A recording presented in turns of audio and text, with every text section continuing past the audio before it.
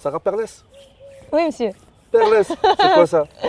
C'est un nom, c'est un nom C'est un nom de scène ou méditerranéen. son nom de famille? C'est un nom de scène. C'est un nom de scène. Pourquoi Ouais. tu l'as choisi?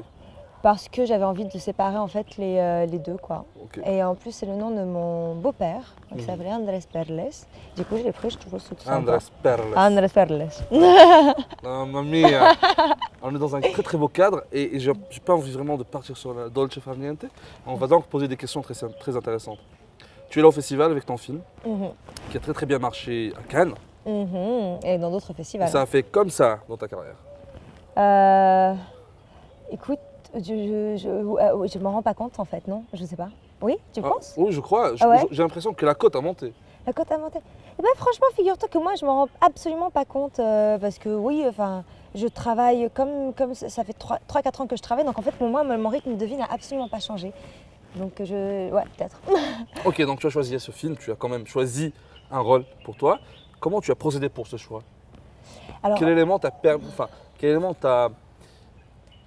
déterminant t'a fait dire prends ce rôle? écoute, franchement, moi, je trouve ça toujours très. Quand on est une jeune comédienne et qu'en début de carrière, honnêtement, on n'a pas beaucoup de choix. C'est vrai que moi, j'ai eu de la chance qu'on m'ait proposé ce rôle-là. Et j'ai eu de la chance, en fait, dans ma carrière, tout au long de ces quelques années là que je suis en train de... Je ne peux même pas appeler ça une carrière, ça serait un peu prétentieux. Mais j'ai eu de la chance, en fait, qu'on m'ait proposé des rôles de fou, quoi. Et c'est que de la chance. C'est pas moi, j'ai dit à toi, je vais te choisir, t'as à moi, tu vois. Je pouvais pas faire ça. Non, parce que Mais c'est vrai que j'aurais pu refuser si le... Moi, j'ai refusé des projets. Mais j'aurais pu refuser si j'avais pas une connexion avec Mariam, si le scénario n'était pas bon ou là, ça me convenait pas. Et là, pour le coup, Mariam Ben Barak, on a eu une super connexion dès le début. Le scénario était magnifique. Enfin, on voyait du potentiel déjà dès le début de la préparation. Donc, c'était impossible pour moi de dire non, je vais pas faire ça, quoi. non, parce qu'en plus des choix de rôle dans le cinéma, j'ai vu cette série allemande, j'arrive même plus à prononcer le nom. The team. Le team, il y avait à côté un grand nom comme ça en allemand. Et même moi, je sais pas le prononcer. Moi, j'étais surpris parce que j'étais en train de suivre la série comme ça et puis ah non mais je la connais. C'était comme ça. Et c'était un rôle très différent parce que tu as joué le rôle de l'arabe de Syrie Ouais, qui vient là protéger le patrimoine de son pays. ouais, c'est vrai. Ouais. Est-ce que c'est un choix de conscience, politique aussi encore une fois, ou c'était juste un rôle challengeant pour toi? Ah, mais c'était un challenge de fou, quoi. Pour moi, ça, ce rôle-là, vraiment, c'était une des meilleures expériences de ma vie parce qu'on a tourné pendant 5 mois dans 5 pays différents. Et c'était la première fois que j'avais un rôle d'une telle importance. Je suis sur les 8 épisodes. Ouais, j'ai encore une fois une chance énorme, quoi. Enfin, vraiment, j'ai une bonne étoile, une bénédiction divine sur moi parce que ce rôle-là aurait pu être encore un autre cliché sur les réfugiés syriens. Et non, ils ont fait un effort spécial. C'était vraiment, pour moi, j'avais l'impression d'incarner une super-héros arabe, ce qui était un honneur. Voilà. Le spectateur marocain t'en découvert réellement avec notre Mari dans Burnout. Mhm. C'est un rôle. Au début, on se dit, mais qu'est-ce qui se passe dans sa tête? Et vers la fin, non, c'est un rôle dans lequel tu exploses émotionnellement. Mhm. Est-ce que tu aimes ce genre de rôle ou J'adore ça. Moi, j'aime être sur un plateau, j'aime jouer. Et plus il y a un challenge, plus c'est intéressant pour moi. La vérité, maintenant, j'aimerais beaucoup faire des...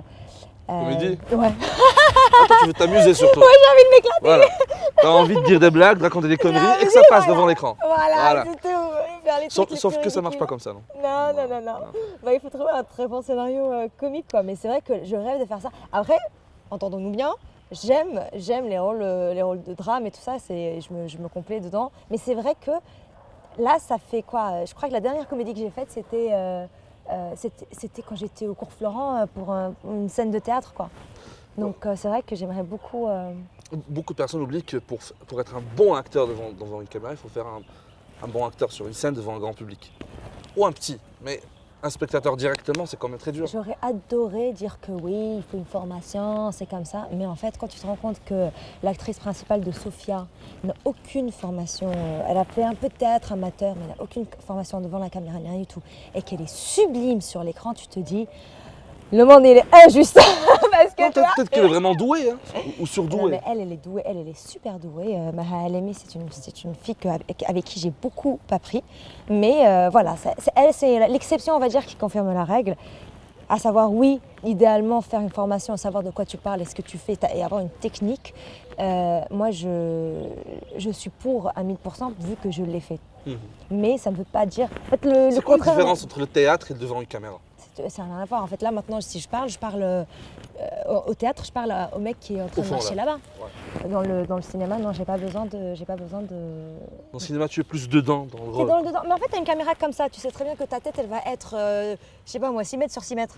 Donc, du coup, en fait, c'est pas la même portée. Et en plus de ça, enfin, moi, je venais du théâtre, j'étais comme ça. Je jouais comme ça, quoi. Très mimique, physique Ouais, et tout. super mimique et tout ça. Et Nour El Khmari, il m'a cassé au tournage. Et c'est lui qui m'a appris à ne plus bouger trop ma tête, quoi. Parce qu'en fait, la caméra, elle capte tout. Ouais, alors, à part Nour El Khmari, tu aimes jouer avec qui? Je veux une liste de réalisateurs dont tu rêves. Ah bah écoute, je rêvais de travailler avec Mouftakir et si je l'ai fait. Je viens de finir son dernier long métrage. En marocain, j'aime beaucoup Nabil Ayouch aussi et j'aime beaucoup son travail. Sinon, franchement, moi j'ai déjà travaillé avec les meilleurs. Quelle modestie. Quelle modestie. Cher. J'aurais aimé dire la même chose, mais j'ai eu la chance d'avoir quelques meilleurs, y compris toi. Merci beaucoup, Sarah. Merci beaucoup. C'était génial. Merci. Les amis, n'oubliez pas de nous suivre aussi sur les réseaux sociaux du festival pour les quotidiens, les tapis rouges et des interviews exclusives comme cela. Salut!